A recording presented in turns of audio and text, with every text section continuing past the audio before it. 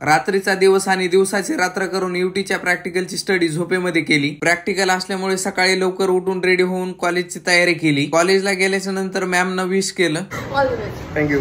समोर गेल्याच्या नंतर समजलं लंगरचा प्रोग्राम असल्यामुळे एवढी गर्दी आहे। मॅमने सर्व गर्दीला क्लासरूम मध्ये घेऊन सर्वांना महाप्रसादामध्ये केसेस डिवायडेड केल्या। केसेस अलाउड झाल्याच्या नंतर सिनियर अनुज सरने प्रॅक्टिकल आणि केसेस डाऊट क्लिअर केले असं तुम्हाला वाटत असेल, पण हे सर्व व्हिडिओ साठी सुरू होतं। गार्डनला जाऊन हलकं होऊन आल्याच्या नंतर मग वायवा सुरू झाल्याच्या नंतर लॉंग केस 100% वाह्यात गेल्याच्या खुशीमध्ये सरनं 2 शब्दामध्ये माझी तारीफ केली। स्टडी नाही केली बट तू हेअरस्टाईल करून आला। लंच ब्रेक मध्ये कॉलेजचे मोस्ट हँडसम हंक भेटायला आले।